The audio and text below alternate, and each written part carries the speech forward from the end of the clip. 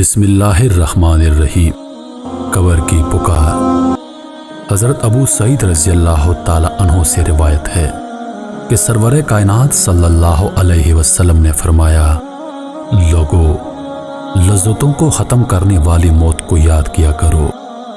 قبر ہر دن اپنے مردوں سے خطاب کرتے ہوئے اعلان کرتی ہے، میں غربت اور تنہائی کا گھر ہوں، مٹی اور کیڑوں کا گھر ہوں۔ جب مومن کو دفن کیا جاتا ہے تو قبر اس کو مرحبا کہتے ہوئے خوشخبری سناتی ہے کہ میری پشت پر چلنے والوں میں تو بڑا محبوب تھا، آج میں تیری ہو گئی اور تو میری طرف آ گیا، تو اب میرے احسان کو دیکھ لے گا۔ یہ کہہ کر قبر تحت نگاہ کشادہ ہو جاتی ہے اور جنت کا دروازہ اس کے لیے کھول دیا جاتا ہے، جہاں سے اس کو جنت کی تازہ ہوا آتی ہے۔ حضرت ابو ہریرہ رضی اللہ تعالی عنہ کا بیان ہے کہ رسول اللہ صلی اللہ علیہ وسلم ایک جنازے میں شریک ہوئے، میں بھی آپ صلی اللہ علیہ وسلم کے ہمراہ تھا۔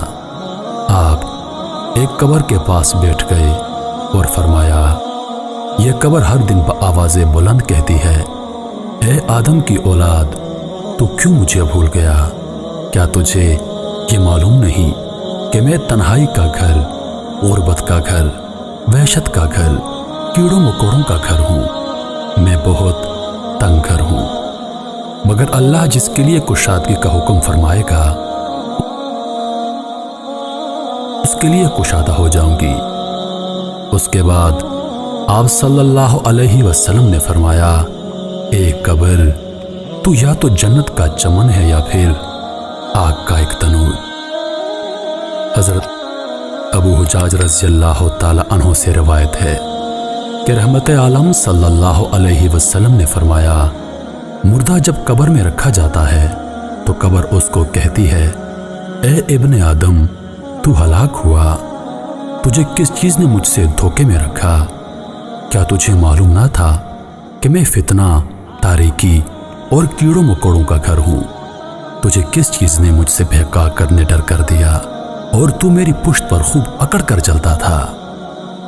اگر وہ مردہ نیک ہوتا ہے تو اس کی طرف سے قبر کو جواب دینے والے جواب دیتے ہیں، اے قبر، تو دیکھ تو صحیح اس کے اعمال کیسے ہیں، یہ اچھائی اختیار کرتا تھا اور برائی سے باز رہتا تھا۔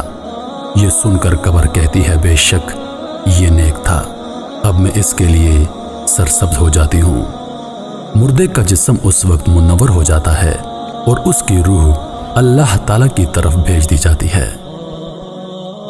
حضرت عبداللہ بن عبید رضی اللہ تعالی عنہ سے روایت ہے کہ رسول اللہ صلی اللہ علیہ وسلم نے فرمایا، مردہ قبر میں بیٹھتا ہے اور ان لوگوں کے پیروں کی آواز بھی سنتا ہے جو اس کے جنازے کے ساتھ قبر تک گئے ہوں۔ مردے سے اس کی قبر کہتی ہے، اے ابن آدم، تیری ہلاکت ہو، تو نے میری تنگی، بدبو اور کیڑوں مکوڑوں کا خوف نہیں کیا، اس لیے تو نے ان چیزوں سے بچنے کے لیے تیاری نہ کی۔ بد اعمال مردے سے قبر کہتی ہے، تجھے میری تاریکی، میری وحشت، میری تنہائی اور تنگی اور میرا غم یاد نہیں رہا؟ اس کے بعد قبر اس کو جکڑ دیتی ہے، جس کے بعد اس کی پسلیوں کی ہڈیاں ایک دوسرے میں پیوست ہو جاتی ہیں، جبکہ نیک بندے کے لیے قبر کشادہ کر دی جاتی ہے اور اس کے دائیں طرف ایک کھڑکی کھول دی جاتی ہے، جہاں سے اس کو جنت کی ہوا آتی ہے۔ اللہ پاک ہم سب کو قبر کے عذاب سے بچائے اور ہم کو نیک اعمال کرنے کی توفیق عطا فرمائے، آمین یا رب العالمین۔